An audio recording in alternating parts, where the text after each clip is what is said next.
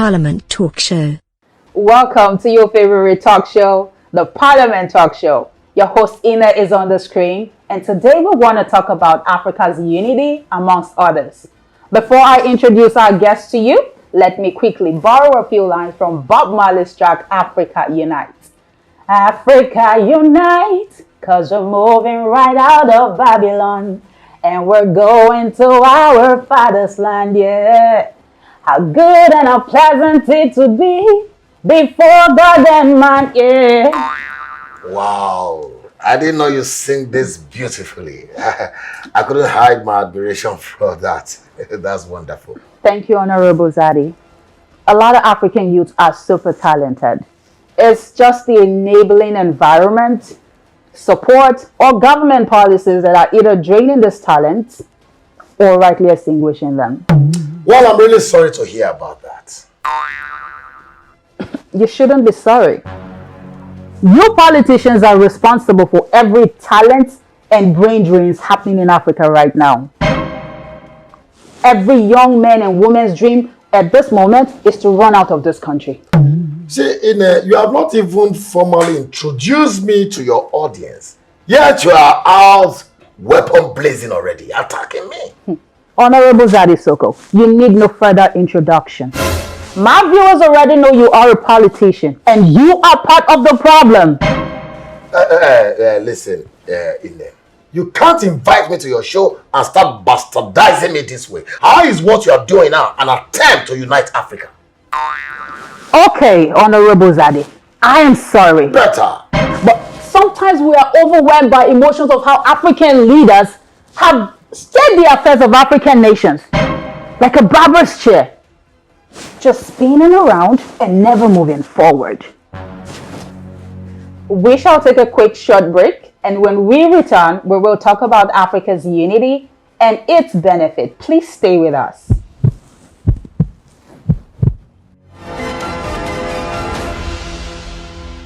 Parliament Talk Show. Welcome back to the Parliament Talk Show. We are here to talk about Africa's unity and its potential benefits to Africa and Africans. Honorable Zaddy, is Africa really united? I would be lying if I say Africa is united at this point in time. Why not? Because the unity of Africa is a threat to most foreign powers. How do you mean? I think I will employ the use of a simple analogy for your viewers to understand my insinuations. I would truly appreciate that. Please go ahead, Honorable. All right, let's look at it from the point of view of a man in a polygamous marriage. Let's say a man is married to 3 wives.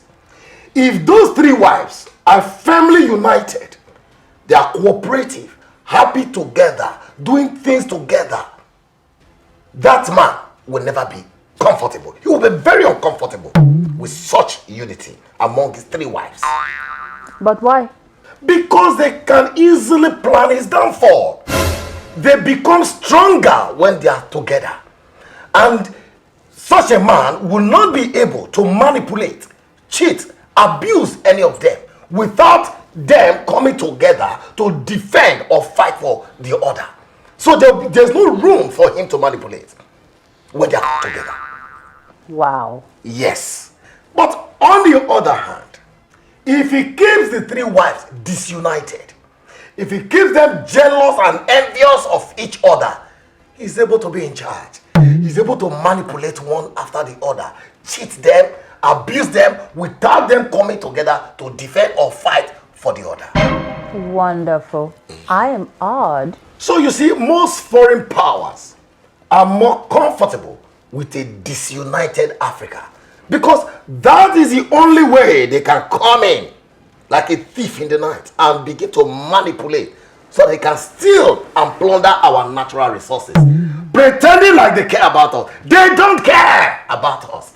You see, these foreign powers, they don't go where there is nothing to steal.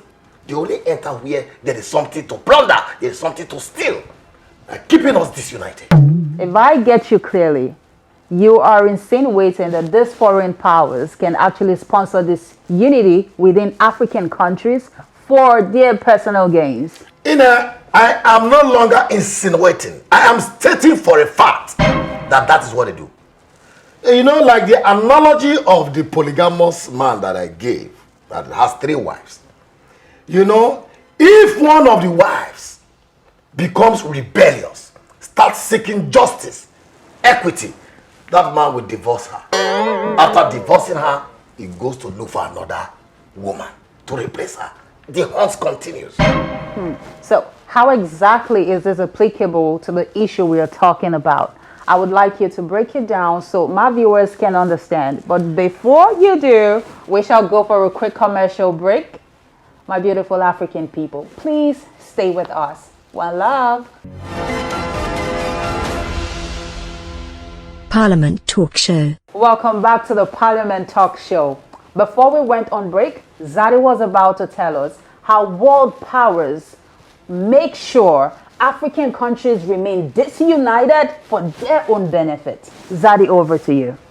Yes, like I was talking about a polygamous man with 3 wives. As soon as he sees one becoming rebellious, standing up to his bullshit and manipulation, and in fact, he will immediately stop her.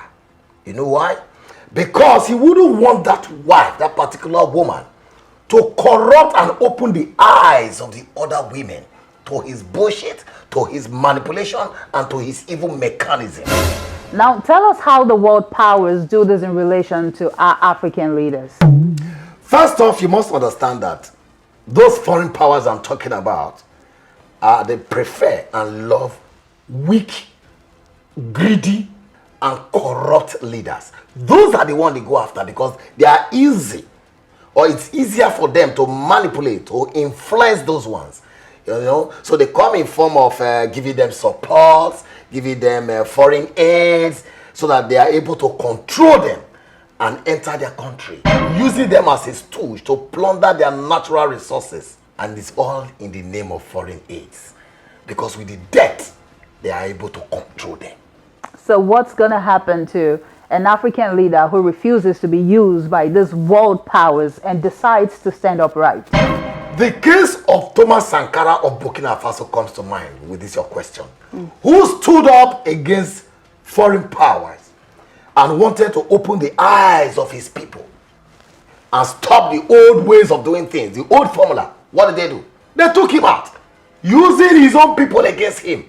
Did I say people? No. They used his best friend, Blaise Compaoré, to take him out, who later became the president. That is an example of a weak, greedy, and corrupt leader that they can use to manipulate a nation. That's sad to know. Now, Zaddy, aside foreign manipulation on weak and African leaders to cause disunity amongst us Africans, what other factors do you think contribute to weak unity among African nations?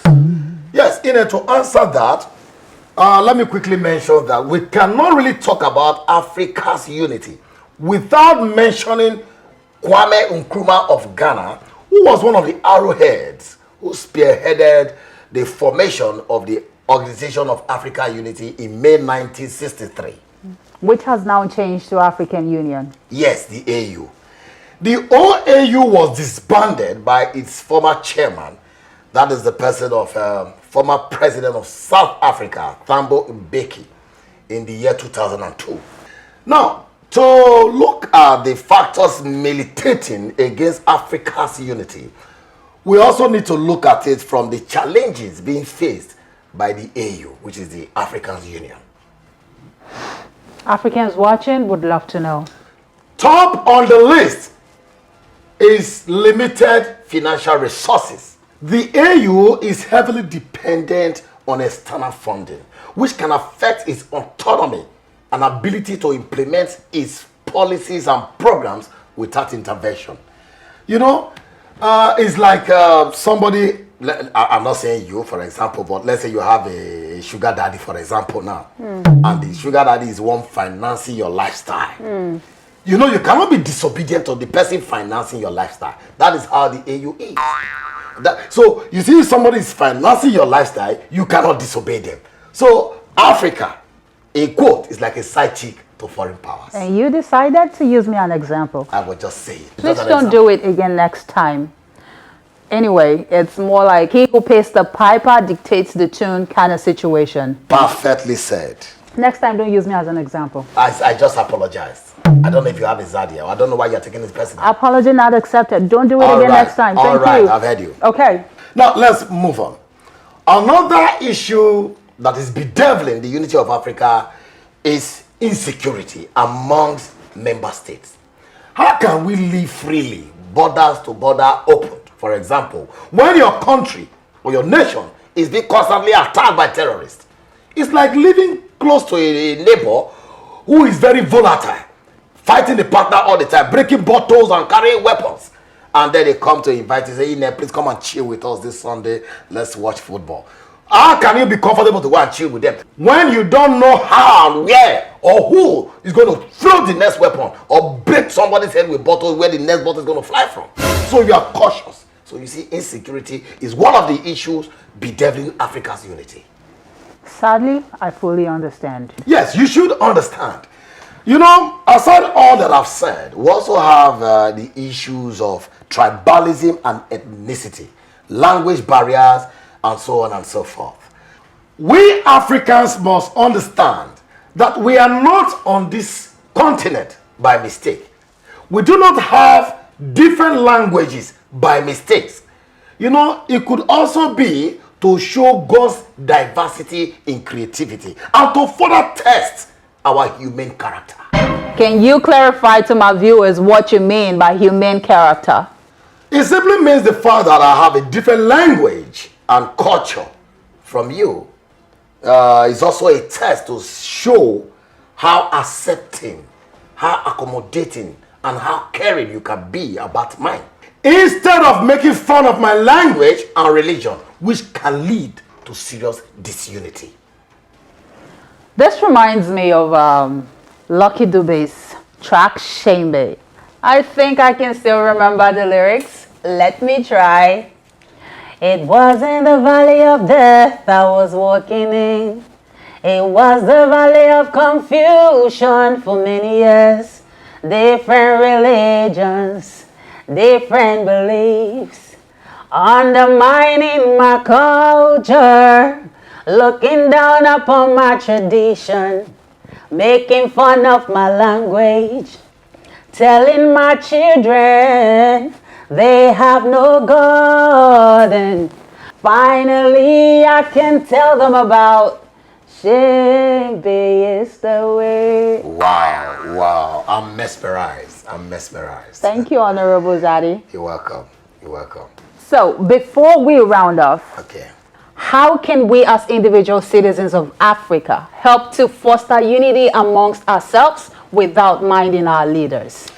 We must bury tribalism and ethnicity. And we must have mutual respect for individual culture, language, and even religion. You see.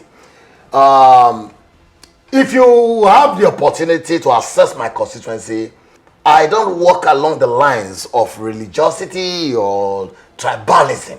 I treat everyone equally. As long as you are in my constituency, there's mutual respect between me and my constituent, irrespective of their religion, culture, and language. So sorry to ask, but I heard that you tend to treat the younger and most beautiful women, you know, those sweet 16, the university girls, you give them a special kind of treatment compared to the way you treat the men. How true is this, sir? Go and ask your father. Can you please answer the damn question? I don't have a damn answer. Why would you ask me such a thing that say university girl? Are you a university girl? I should be coming here now to stop. If I do, this show is over. Come and remove your mic. Come and remove your mic. My viewers want to know. Come and remove your mic. Come and remove your mic You now. always start a fight. Answer the question.